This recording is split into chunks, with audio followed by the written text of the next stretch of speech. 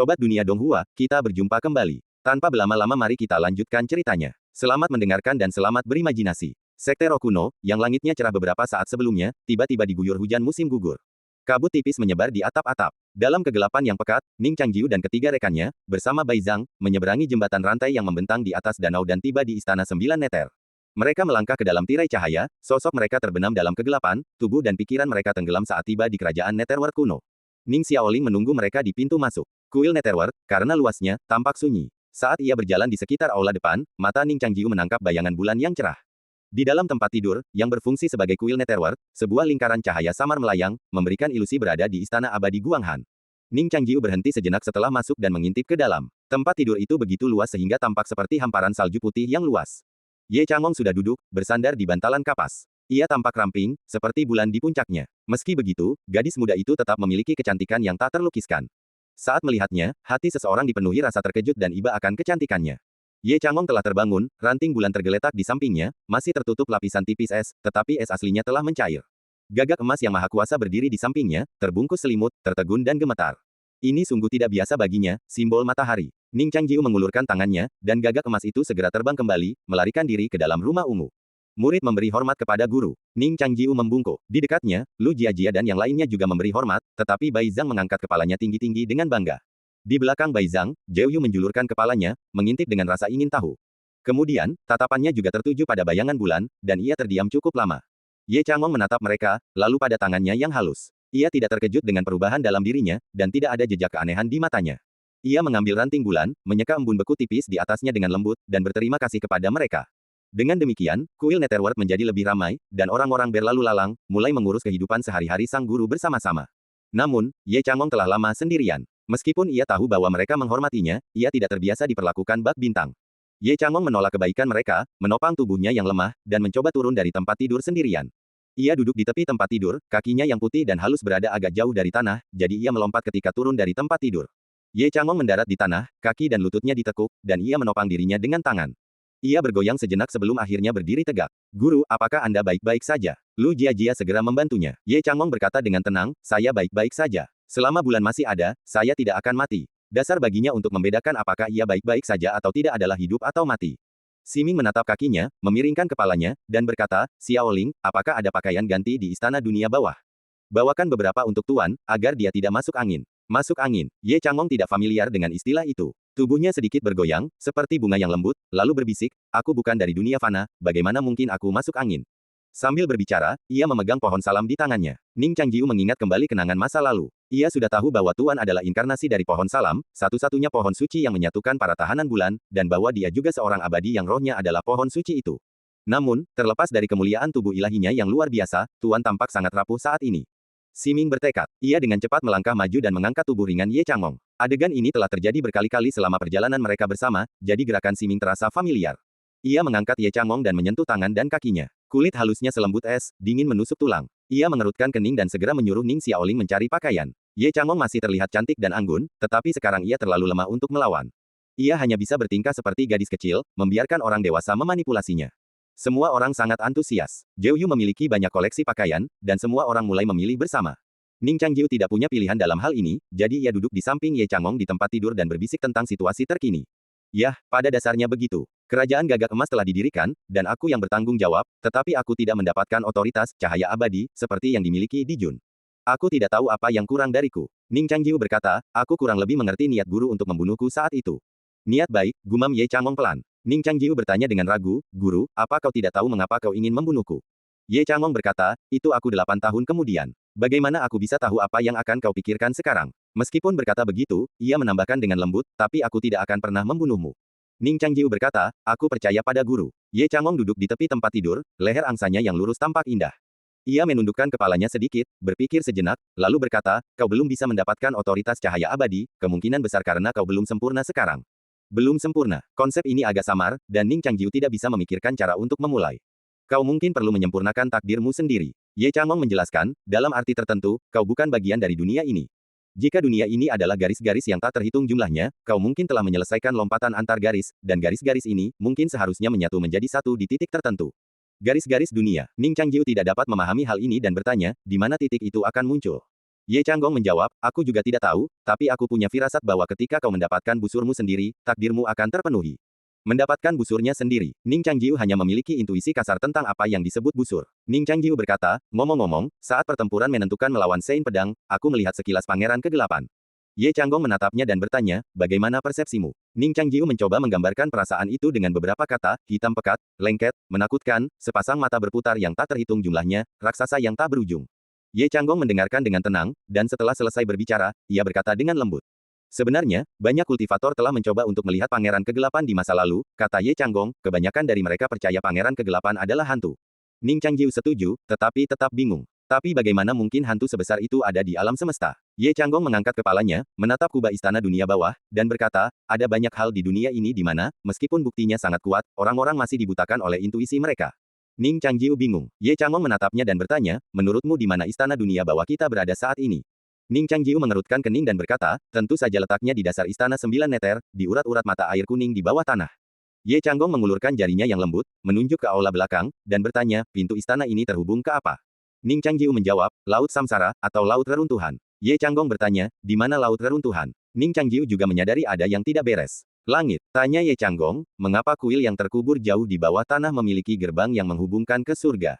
Ning Changjiu sebelumnya mengira itu adalah konstruksi spasial yang aneh, tetapi sekarang ia memikirkannya. Langit dan bumi begitu jauh sehingga bahkan naga kuno dengan otoritas spasial pun tidak dapat membuat gerbang permanen yang menghubungkan kedua alam tersebut. Dulu, ketika ia berpikir, ia secara tidak sadar menghindari kemungkinan yang paling langsung. Maksudmu, kuil neter ini sebenarnya terletak di ruang yang berdekatan dengan Laut Reruntuhan. Ning Changjiu tiba-tiba menyadari. Ye Changgong mengangguk pelan. Setelah mereka memasuki tirai cahaya, indera mereka tiba-tiba berbalik. Apa yang mereka pikir jatuh ternyata naik. Dan sekarang, mereka pada dasarnya berdiri terbalik di langit. Gerakan ini tampak sangat aneh, tetapi mereka yang berada di dalamnya tidak menyadarinya. Ning Changjiu, setelah menenangkan keheranannya, bertanya, apa hubungannya ini dengan hantu di alam semesta?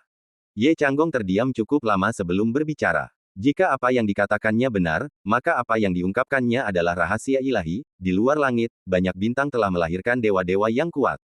Jika mereka bisa melahirkan dewa, bagaimana kau bisa yakin bahwa bintang tidak memiliki jiwa yang mati? Jiwa yang mati. Jiwa bintang yang mati. Mereka sudah terbiasa dengan jiwa yang tersisa atau roh pendendam yang tertinggal setelah kematian, tetapi bisakah raksasa seperti bintang juga memiliki jiwa yang mati setelah kematian? Ini adalah konsep yang luas, yang tak pernah ia bayangkan. Ye Changgong tampak enggan untuk melanjutkan membahas topik ini. Tiba-tiba ia berkata, sang pedang suci seharusnya tidak mati. Ning Changjiu berkata, tubuhnya telah dirusak oleh pangeran kegelapan, dan aku telah mencincangnya berkeping-keping dengan pedangku. Sekalipun dia masih hidup, dia akan menjadi lilin yang tertiup angin. Ye Changgong menggelengkan kepalanya pelan, jangan pernah meremehkan musuh kita. Ning Changjiu mengangguk, dan memberitahu Ye Changgong pertanyaan yang baru saja mereka diskusikan. Pertemuan Ning Changjiu dengan lelaki tua misterius di kuil telah disaksikan dengan jelas oleh yang tak terlihat dari kejauhan. Mereka telah membahas masalah ini, tetapi tidak ada kesimpulan yang tercapai. Bahkan dia, di seluruh alam semesta, tidak dapat mengintip peristiwa-peristiwa di dalam Luoshu. Begitukah? Ye Changgong juga sedikit terkejut. Tokoh-tokoh sejarah dari Luoshu naik dari Luoshu ke dunia luar, ini benar-benar tidak pernah terdengar. Selama percakapan mereka, semua orang telah memilih pakaian hangat dan datang untuk menukarnya dengan barang-barang lain. Tentu saja, barang-barang ini juga diwarnai dengan selera estetika mereka sendiri. Ning Changjiu dibuang ke samping, punggungnya membelakangi, otoritasnya disegel, dan tidak seorang pun diizinkan untuk mengintip. Ia pun tetap berperilaku baik, duduk dengan tenang, mendengarkan percakapan di belakangnya. Tuan adalah peri istana bulan, bagaimana mungkin ia memakai gaun hitam yang sama dengan Anda? Tanya Lu Jia-Jia. Gaun hitam menyerap panas paling baik. Tubuh Tuan dingin, jadi itu wajar. Siming menjelaskan kepada Jia-Jia hukum langit dan bumi. Kurasa gaun hitam juga terlihat bagus, kata Zhou Yu lembut. Di mana ikat pinggangnya? Tentu saja kau membutuhkannya, dan ikat dengan pita besar di pinggang, disitulah jiwa berada. Kaki Tuan sangat dingin, kata Ning Xiaoling cemas. Ini ada stoking katun putih, pas di lutut. Ini, tidak bagus. Kedengarannya seperti protes Tuan. Namun suara Ye Changgong lemah, jelas-jelas pasrah dimanipulasi. Suara gemerisik gaunnya yang terurai bergema, dan kemudian, seolah-olah mereka telah melihat hal terindah di dunia, para wanita itu terkesiap takjub dan terkesiap hampir bersamaan. Jadi, Tuan juga, seru Cao Xiaoli. Apa masalahnya? Seorang dewi harus sempurna, kata Siming tenang. Siapa yang bilang? Lu Jiajia dan Ning Xiaoling membalas serempak. Yang lain mulai berbicara dengan nada lambat, seolah-olah mereka baru saja memahami sesuatu. Ekspresi Ye Changong sedikit dingin, dan ia mendengus pelan, kau cepatlah. Yah, sepertinya Tuan tidak sabar, kata Siming sambil tersenyum. Setelah Tuan pulih, aku akan menangkapmu dulu, kata Lu Jiajia dingin. Pakai ini, akan terlihat lebih baik. Sao Xiaoli yang paling fokus, seolah-olah sedang merawat bunga-bunganya. Saat Ning Changjiu berbalik, mereka sudah mengemasi semuanya. Ye Changong masih duduk di tepi tempat tidur, tetapi pakaiannya tidak lagi polos. Ia mengenakan gaun hitam, dengan kain kasa putih di atasnya, selempang merah tua, dan pita besar diikatkan di pinggangnya. Rambut panjangnya disisir rapi dan dihiasi mahkota perak. Betisnya yang ramping terbalut kaus kaki katun seputih salju, yang melekat erat di kulitnya, memperlihatkan tekstur yang lembut. Ia tak lagi tampak seperti Dewi dari Istana Bulan, melainkan lebih seperti peri dari langit berbintang. Semua orang menatap Ye Changong cukup lama sebelum akhirnya kembali. Tenang, Ye Changong tak terlalu peduli dengan pakaiannya. Ia menatap Ning Changjiu dan berkata dengan tenang. Terus ceritakan kisah tentang lelaki tua di kuil bobrok itu. Aku ingin tahu lebih detail. Kurasa masalah ini akan sangat penting. Setelah suasana santai itu, ekspresi semua orang berubah serius. Lu Jiajia dan Siming menceritakan kembali kejadian itu bersama-sama. Ye Changong mendengarkan dengan tenang. Adegan yang mereka saksikan singkat, dan dengan cepat dirangkum. Bukankah orang bijak itu awalnya melarang pendakian? Upaya pendakian seperti penjinak naga semuanya gagal, jadi bagaimana mungkin ia secara ajaib meninggalkan Luoshu? Siming merenungkan situasi itu, merasa semakin ragu. Orang-orang di dalam Luoshu bukanlah tokoh sejarah yang nyata, mereka hanyalah roh-roh buku yang tak terhitung jumlahnya, yang terpancar dari energi spiritual yang kaya, memerankan berbagai karakter, dan mereproduksi sejarah. Tentu saja, sebagai roh buku, beberapa memiliki wawasan tentang kebenaran dunia, tetapi sebagian besar tetap tidak menyadarinya. Sebagaimana manusia mendambakan keabadian, roh-roh buku juga mendambakan meninggalkan langit Luoshu dan berkelana ke dunia luar. Namun, mereka hanyalah mereproduksi takdir sejarah mereka sendiri. Yang ditakdirkan untuk gagal. Satu-satunya pengecualian adalah lelaki tua dari Gunung Jier. Mungkinkah, 500 tahun yang lalu, lelaki tua seperti itu benar-benar telah mencapai puncak kesuksesan? Apakah kesuksesannya hanya kebetulan? Dan kemana ia pergi? Lu Jiajia berkata, bahkan para suci pun mengatakan bahwa kenaikan ke surga adalah tipuan. Mungkinkah dia menyadarinya? Ning Changjiu mendengarkan penjelasan mereka dan menggelengkan kepalanya. Orang tua itu menjadi gila selama kenaikannya. Dia merasa teori kesayangannya tidak selaras dengan hukum dunia. Antara prasasti surgawi yang buruk tapi benar dan prasasti surgawi yang indah tapi salah, seharusnya dia memilih yang terakhir, berniat mati sebagai martir, tapi... Ye Changong melanjutkan, tapi langit dan bumi mengenali prasasti surgawinya. Kata-katanya biasa saja, tetapi setelah direnungkan lebih dekat, lautan kesadaran mereka terasa seperti disambar petir. Kenaikan bunuh diri orang tua itu benar-benar berhasil. Itu berarti prasasti surgawinya benar. Tetapi jika prasasti surgawi itu benar, bukankah itu berarti hukum dunia salah? Operasi harmonis dunia bergantung pada akumulasi hukum, dan prasasti surgawi adalah penjelasan mendalam dari hukum-hukum ini. Jika hukum-hukum itu salah, maka seluruh dunia salah. Jika dunia tidak memiliki makna, untuk apa mereka, makhluk hidup? Pikiran itu begitu menakutkan sehingga mereka bahkan berharap mereka salah. Keheningan menyelimuti sesaat. Ye Changong perlahan menjatuhkan diri dari tempat tidur ke lantai, kaus kaki katun seputih saljunya jatuh ke dalam sepatu bersulam halusnya. Ujung rok hitamnya bergoyang lembut, pita besarnya menonjolkan lekuk pinggangnya. Ia tidak menjelaskan lebih lanjut pikirannya, hanya berkata, aku ingin pergi ke Laut Samsara untuk melihatnya. Ning Xiaoling berkata dengan cemas, ada banyak pelahap jiwa di sana, dan kondisi guru saat ini. Ye Changong menggelengkan kepalanya, sedikit, berkata, jangan khawatirkan aku. Aku tahu batas kemampuanku. Xiaoling mengangguk. Ye Changong perlahan berjalan ke sisi Ning Changjiu. Meskipun Ning Changjiu tampak tegap dan elegan, ia tampak rapuh. Ia mengulurkan tangannya dan berkata, gagak emas, beri aku waktu sebentar. Ning Changjiu, yang tahu ia masih kedinginan, memanggil gagak emas yang telah beristirahat dengan baik, membiarkannya terbang ke pelukan Ye Changong. Ye Changong menggendong gagak emas bagaikan penghangat tangan burung pipit perunggu, tubuhnya yang sedikit gemetar mulai tenang. Kau harus ikut denganku, kata Ye Changong lembut. Ning Changjiu mengangguk. Lu Jiajia dan Siming sama-sama khawatir dan ingin menemani mereka. Ye Changong berkata lembut, aku hanya memastikan beberapa hal. Aku akan segera kembali. Karena sang guru bersikeras, mereka pun tidak memaksa lagi. Ning Xiaoling membuka pintu aula belakang, dan di bawah naungan sinar matahari dan bulan, Ning Changjiu dan Ye Changong pergi ke Laut Samsara. Titik titik titik. Ini adalah pertama kalinya Ning Changjiu sendirian dengan gurunya. Meskipun dia adalah istrinya di kehidupan sebelumnya, bagaimanapun juga dia telah menjadi gurunya selama 2 kehidupan, dan dia selalu sangat menghormati Ye Changong. Ye Changong tidak sengaja berpura-pura. Dia mungil, menggendong seekor gagak emas, dan tampak seperti seorang gadis yang kabur dari rumah dengan boneka mewah. Apa yang ingin dipastikan oleh sang guru di sini? Tanya Ning Changjiu. Aku ingin melihat para pelahap jiwa, kata Ye Changong. Pelahap jiwa. Saat Ning Changjiu tak sadarkan diri, kesadarannya telah melayang ke Laut Samsara, dan ia mencoba berkomunikasi dengan banyak pelahap jiwa. Guru, apakah Anda ingin bertanya sesuatu kepada mereka? Tanya Ning Changjiu. Ye Changgong memejamkan mata, menggelengkan kepalanya sedikit, dan berkata, hanya melihat mereka.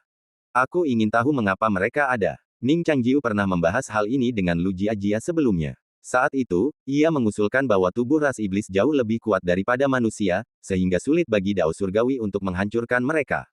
Jadi, mereka harus dibuang ke laut reruntuhan untuk bertahan hidup. Ia sependapat dengan Ye Changgong.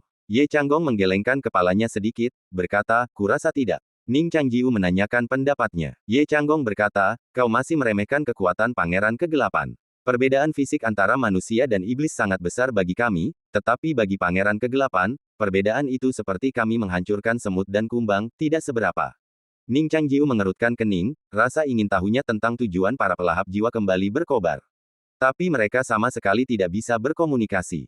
Bagaimana kami bisa mengerti? Tanya Ning Changjiu. Tidak perlu komunikasi, kata Ye Changgong. Tahukah kau bagaimana manusia pertama kali memahami hewan? Bagaimana? Tanya Ning Changjiu. Dengan membedah tubuh mereka, kata Ye Changgong. Ia berhenti sejenak, lalu menambahkan, kau saja yang melakukannya. Sebagai murid terakhir Ning Changjiu, ia tentu tidak bisa membiarkan gurunya melakukan pekerjaan kotor seperti itu.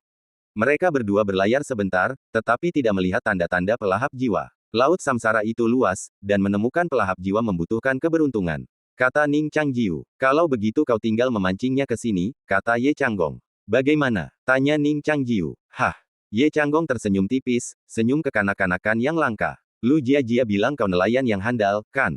Ning Changjiu mengenang masa lalunya di kota kekaisaran dan terkekeh merendahkan diri. Mungkin ia lebih cocok menjadi umpan daripada memancing. Ia menyebarkan umpannya. Umpannya adalah energi spiritual. Energi spiritual itu meresap seperti air, dan tak lama kemudian, sesosok iblis besar berwajah hantu dan bertanduk 4 di dahinya melayang. Para pelahap jiwa semuanya telah jatuh jauh dari kondisi mereka sebelumnya, dan tak berdaya di tangan Ning Changjiu. Ning Changjiu membelah wajahnya yang ganas. Tubuh iblis pelahap jiwa terbelah 2, wajahnya yang seperti hantu terpelintir dan terbelah, ekspresi ganasnya menjadi lucu. Ye Changgong, memegang gagak emas, menatap pelahap jiwa yang hancur. Pupil matanya perlahan melunak menjadi rona seperti cahaya bulan. Saat ia mengamati struktur internal pelahap jiwa, alisnya tanpa sadar sedikit berkerut. Ning Changjiu memotong-motong sang pemakan jiwa sesuai instruksi Ye Changgong. Tak lama kemudian, wujud asli sang pemakan jiwa tak lagi terlihat. Organ-organ dalamnya hampir hancur total, hanya menyisakan satu organ dalam, jelas Ye Changgong. Ning Changjiu juga memperhatikan bahwa organ itu menyerupai bola yang mengerut. Ia memastikan identitasnya berdasarkan posisinya. Apakah ini Laut Qi? Tanya Ning Changjiu. Ye Changgong mengangguk, menyetujui penilaiannya. Ini seharusnya Laut Qi iblis, tapi sepertinya dimodifikasi. Meskipun Laut Qi sang pemakan jiwa mengerut, jika terisi, mungkin akan memenuhi seluruh ruang di dalamnya. Siapa yang mengubah ini? Pangeran Kegelapan. Tanya Ning Changjiu. Mungkin. Apa tujuan mereka? Tujuan. Ye Changgong merenung sejenak, lalu bertanya pada dirinya sendiri, seolah bertanya, apa nama mereka? Mereka, pelahap jiwa. Gumam Ning Changjiu pada dirinya sendiri. Tak perlu dikatakan lagi, Ning Changjiu mengerti maksudnya, pelahap jiwa, seperti namanya, melahap jiwa. Kembali di kota kekaisaran kerajaan Zhao, di teras 9 roh, Zhao Xianger menempa roh yang diperolehnya. Pada saat itu, energi spiritual dari segala arah berkumpul di pusatnya, begitu padat sehingga butuh beberapa hari hujan deras sebelum akhirnya menghilang, menarik para pelahap jiwa. Pikiran para pelahap jiwa telah lama kabur, dan energi spiritual adalah satu-satunya keinginan mereka. Beberapa catatan di masa lalu mengklaim bahwa ketika seorang kultivator mengatasi kesengsaraan, guntur surgawi melemahkan penghalang antara dua dunia, dan para pelahap jiwa melepaskan diri dari laut reruntuhan, melahap kultivator yang mengalami kesengsaraan dalam sekali teguk. Mereka adalah makhluk iblis yang ahli dalam mengonsumsi energi spiritual, sesuai dengan namanya. Namun, jelas bahwa pemakan jiwa hanya memiliki ketertarikan alami terhadap energi spiritual, bukan ketertarikan yang memberi kehidupan.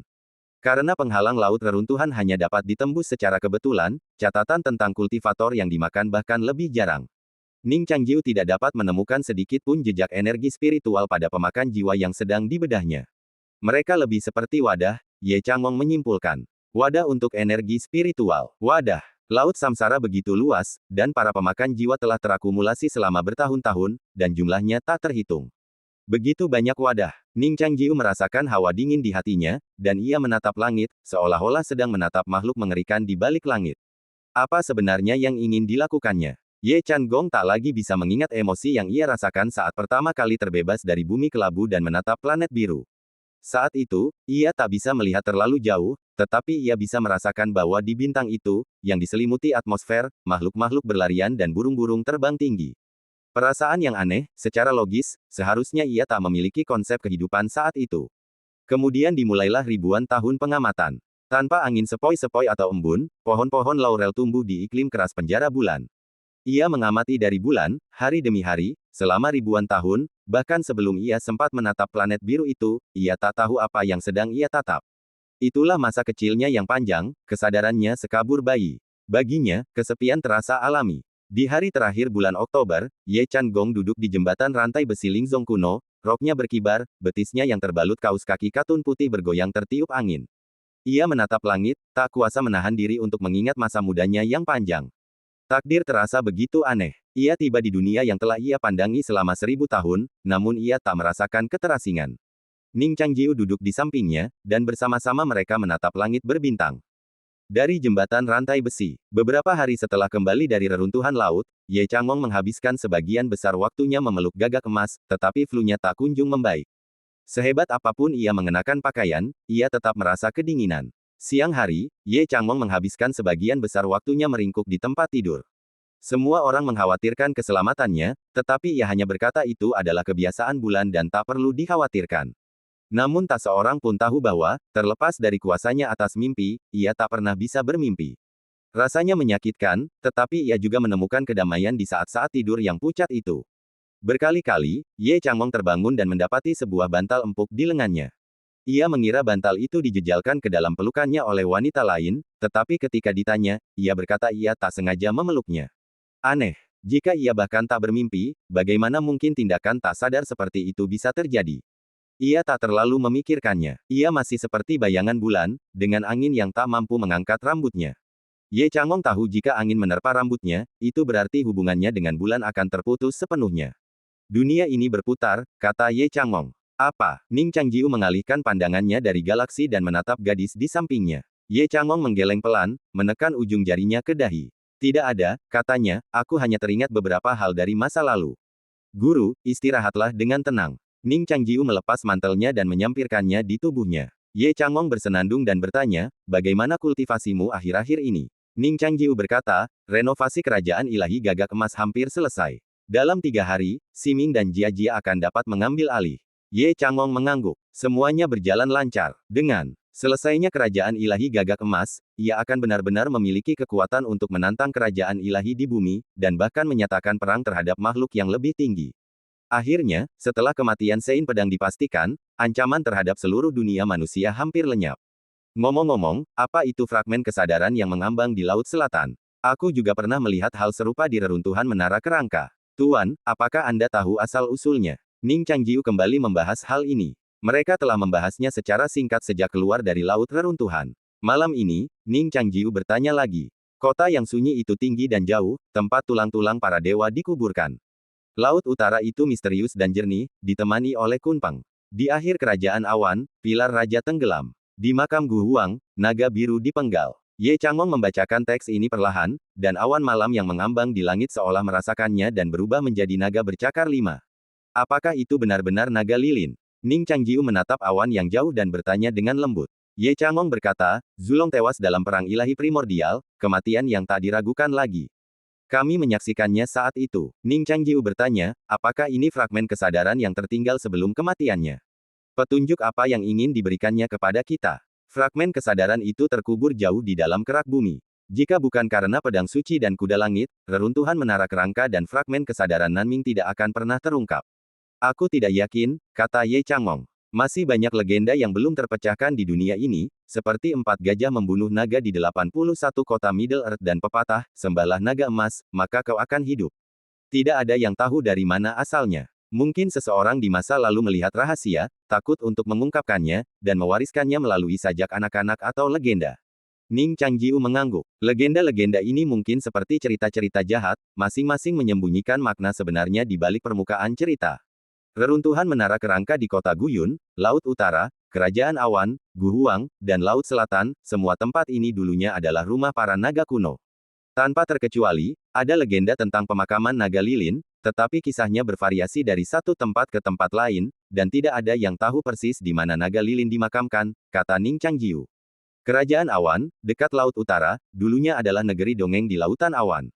Kemudian, awan-awan itu tertiup angin, dan negeri dongeng serta pilar naga runtuh, tanpa meninggalkan jejak.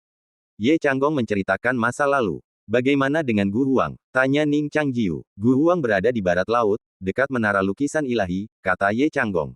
Awalnya saya ingin memeriksanya, tetapi kuda ilahi perunggu tiba lebih cepat dari yang diperkirakan, jadi saya terlambat.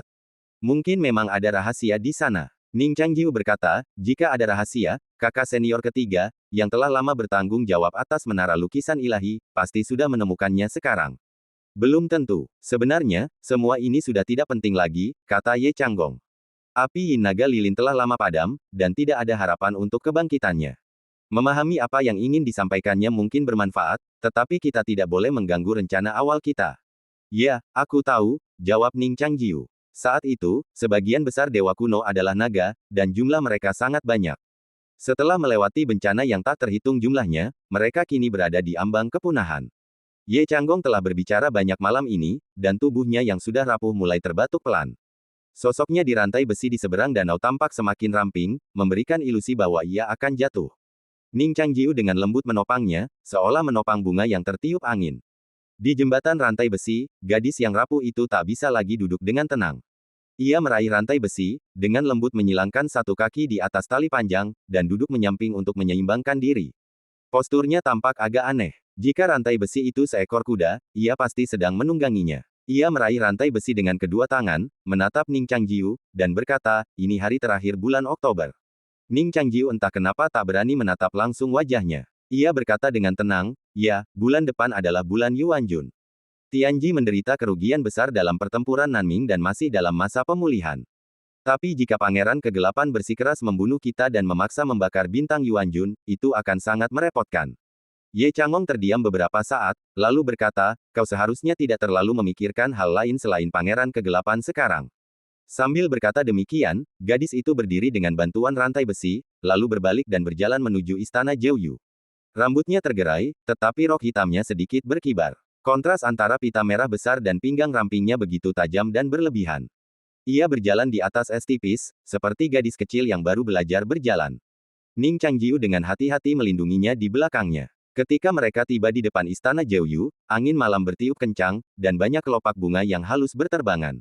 Itu adalah bunga yang mekar di musim gugur, dan sekarang cuaca semakin dingin, dan bunga itu akan layu oleh angin dingin. Ye Changgong berhenti ketika melewati sebatang pohon bunga, mengulurkan tangannya, dan memetik dua bunga yang relatif utuh. Ning Changjiu mengira dia adalah Lian Xiang. Namun, ia berbalik perlahan, berjinjit, dan berusaha keras untuk menyematkan sekuntum bunga di kerah bajunya. Ning Changjiu bingung. Ia menatap mata gadis itu, hanya untuk mendengar suaranya, dingin dan jelas, berkata, selamat ulang tahun. Ning Changjiu membeku di tempat. Ia menatap mata gadis itu, aroma bunga masih tercium di ujung hidungnya. Untuk sesaat, mata itu seakan melahap langit berbintang, dan ia tak bisa melihat apapun lagi. Ia tak bisa lagi mengingat hari ulang tahunnya. Ketika ia tersadar, Ye Changgong telah mencapai tepi tebing, dengan lembut melemparkan bunga lain ke arah barat.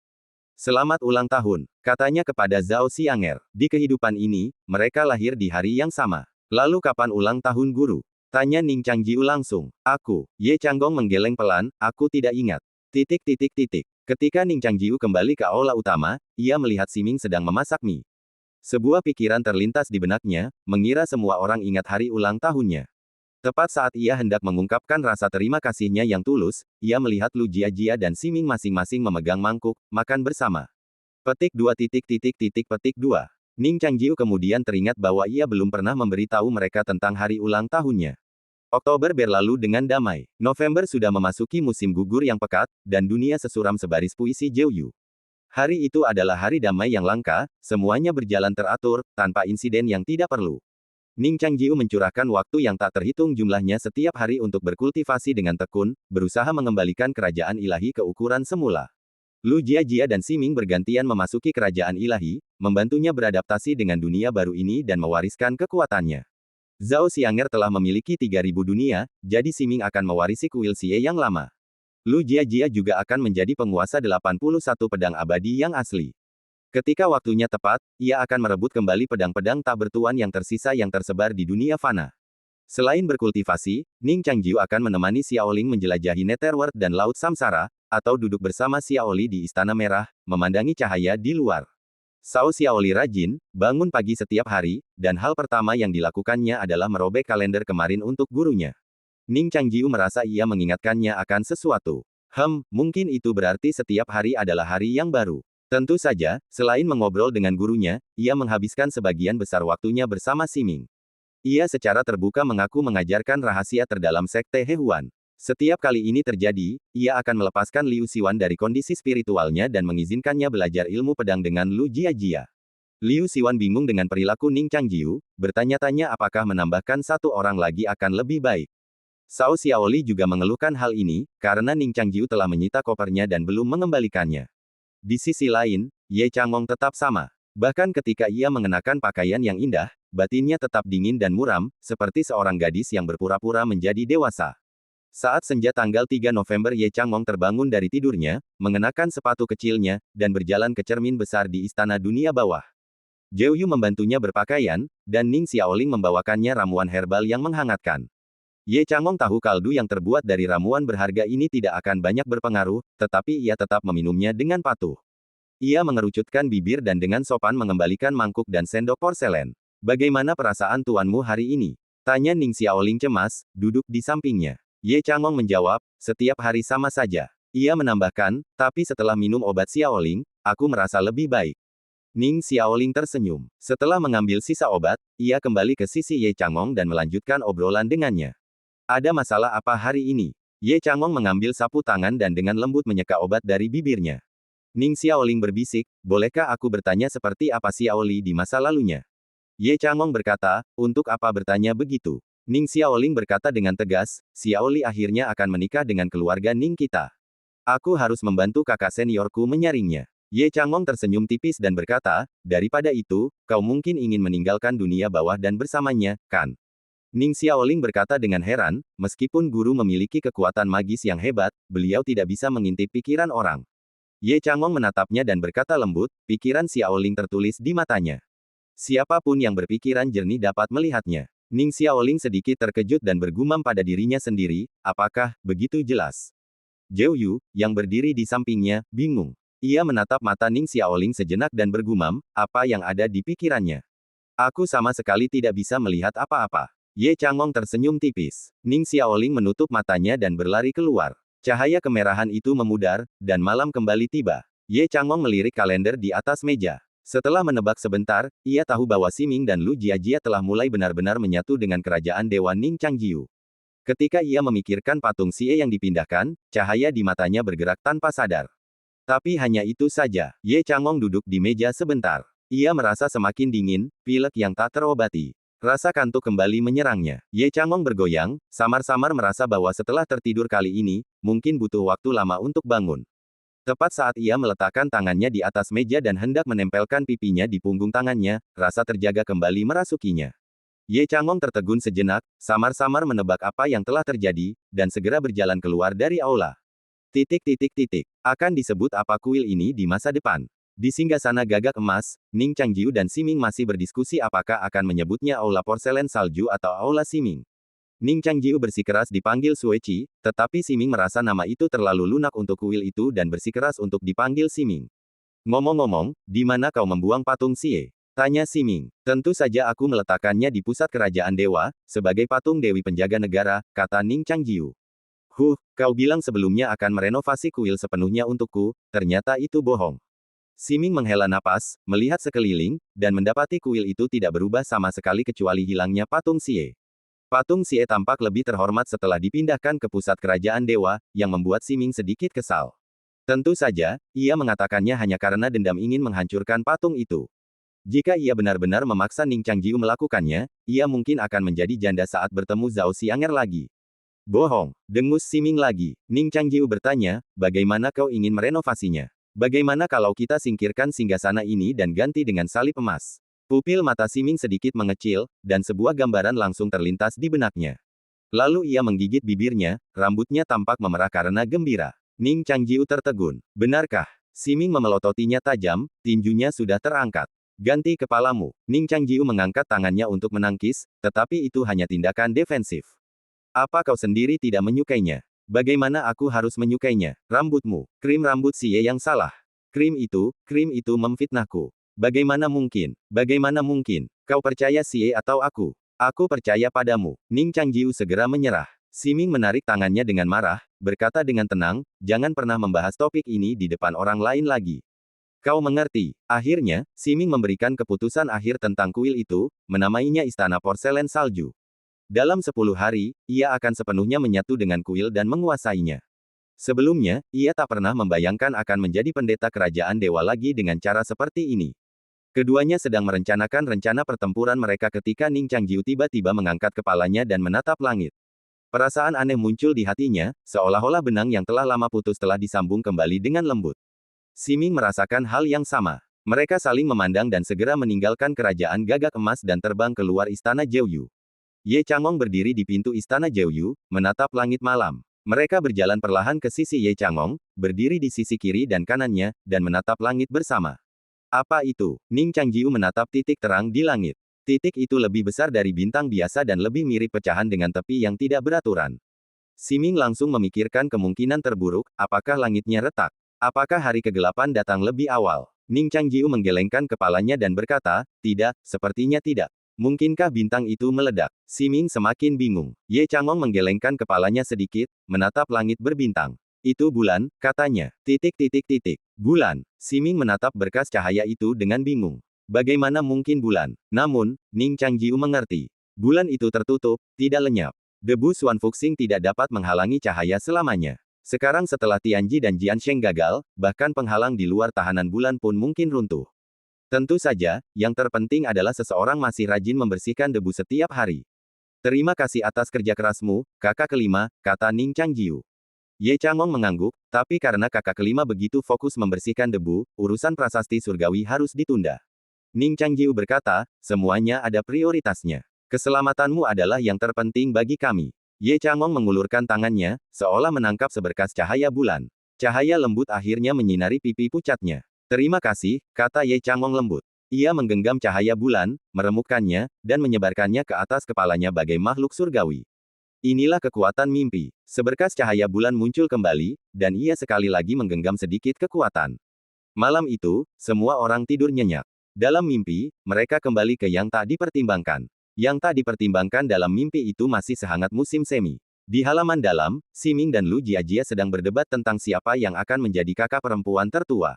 Ning Changjiu dan Zhao Xianger duduk di tepi sungai, jari-jari mereka saling bersentuhan ringan. Pemandangan itu jelas indah, tetapi Ning Changjiu selalu bisa merasakan niat membunuh yang samar. Xianger, lama tak bertemu, kata Ning Changjiu. Kau tak melihatku, tapi aku bisa melihatmu setiap hari. Zhao Xianger berkata lirih. Apa yang kau lihat? Ning Changjiu sedikit panik. Coba tebak. Zhao Xianger menyipitkan matanya seperti anak kucing dan tersenyum. Ning Changjiu merasakan hawa dingin di punggungnya, merasa bersalah dan terdiam. Zhao Xianger dengan santai melemparkan batu ke sungai. Bisa memasuki dunia mimpi lagi berarti kekuatan guru sedang pulih, kan? Ning Changjiu mengangguk dan berkata, bulannya sedikit mengintip. Setidaknya nyawa guru aman. Ya, tanya Zhao Xianger. Kapan Anda akan datang ke kerajaan barat? Ya, maksud saya, kedua kakak dan adik senior Anda ada di kerajaan barat, dan mereka sangat merindukan Anda, jadi saya meminta mereka, kata Zhao Xianger dengan santai. Guru dan saya berencana pergi ke Menara Shenhua dulu. Setelah perjalanan kami ke Menara Shenhua selesai, saya akan datang ke kerajaan barat untuk menemui Anda, ya, untuk menemui kakak dan adik senior saya, kata Ning Changjiu. Mengapa pergi ke Menara Shenhua? Tanya Zhao Xianger. Anda seharusnya melihat pecahan-pecahan kesadaran di Laut Selatan, kan? Ning Changjiu berkata, Sang Suci Pedang seharusnya merasakan pecahan-pecahan itu saat itu. Kemunculannya di Laut Selatan mungkin ada hubungannya dengan pecahan-pecahan reruntuhan menara kerangka. Dia sudah mengunjungi sisa pecahan-pecahan itu. Reruntuhan kuno terakhir berada di dekat menara lukisan ilahi. Kurasa jika Sang Suci Pedang masih hidup, dia pasti akan pergi ke sana. Untuk menemukan Zulong, Zhao Xianger menggelengkan kepalanya sedikit dan berkata, Zulong sudah mati. Ning Changjiu berkata, tapi ini adalah secerca harapan terakhir bagi Kewenzu, jadi dia harus pergi. Kalau begitu hati-hati. Kalau kau dipukuli terlalu parah, mereka akan patah hati. Zhao Xianger menoleh ke belakang. Lu Jiajia dan Siming masih berdebat tanpa merasa seperti peri atau dewi, pakaian mereka bernoda rumput patah akibat perkelahian itu. Kau juga harus hati-hati. Tunggu aku, kata Ning Changjiu singkat namun tegas. Nah, ada batas wilayah di luar kerajaan barat. Begitu kau melewatinya, kau berada di 3000 dunia. Saat kau tiba, aku akan menemukanmu, kata Zhao Xianger dengan suara lantang. Kata-kata ini juga terngiang di telinga Siming. Nah, lain kali kau pergi ke kerajaan barat, kau tidak boleh melewati batas wilayah itu. Siming menyusun rencana dalam benaknya. Di luar halaman, terdengar ketukan lagi di pintu. Ketukan itu ringan dan tertahan. Xiaoling, Xiaoli, dan yang lainnya ada di sini, kata Ning Changjiu. Xianger, kau belum bertemu Xiaoli. Ya, kata Zhao Xianger tenang. Bukankah kalian berdua berjemur di bawah sinar matahari bersama? Ning Changjiu menatapnya dengan kaget dan bertanya, apakah kamu tidak berlatih kultivasi di hari kerja lagi? Zhao Xianger mengerutkan bibirnya dan berkata, bukankah melatih pikiran juga merupakan bentuk kultivasi? Lu Jiajia berjalan mengitari pohon untuk membuka pintu. Pintu terbuka, dan Ning Xiaoling serta Cao Xiaoli dengan hati-hati mengintip ke dalam. Kemudian, Ning Xiaoling duduk dari tempat tidur. Cahaya bulan hanya 1/20 dari kecerahannya yang terlihat. Istana Ye Chan telah membangun dunia mimpi hanya untuk menguji kelengkapannya. Saat itu, kekuatan dunia mimpi melemah, runtuh secara tak terduga. Ning Xiaoling memeluk lututnya, kepalanya terasa sakit. Dia berjalan perlahan ke singgasana dengan pijamannya dan duduk dengan lembut, perlahan mengangkat kepalanya. Kesadarannya terhubung dengan laut samsara, dan dia melihat cahaya bulan di luar. Dia samar-samar tahu bahwa kakak laki-lakinya akan segera pergi lagi. Setiap kali dia pergi, tidak diketahui apakah dia bisa kembali. Gadis itu tak kuasa menahan kesedihannya lagi. Keesokan harinya, ketika kakak laki-lakinya datang ke aula, ia memberanikan diri untuk melangkah maju, mengulurkan tangan, dan memukul kepala kakak laki-lakinya 3 kali. Ning Changjiu menatapnya dengan linglung. Ning Xiaoling berkata dengan serius, jangan lupa. Mereka berdua sependapat, dan ia segera mengerti apa yang dimaksud Ning Xiaoling. Pukul 3 pagi, aula Hades kosong. Ketika Ning Changjiu masuk ke aula, ia melihat sesosok tubuh membelakanginya. Sosok itu cantik dan menawan, mengenakan pakaian Lu Jiajia. Dan cerita pun berakhir, nantikan cerita selanjutnya. Terima kasih telah mendengarkan.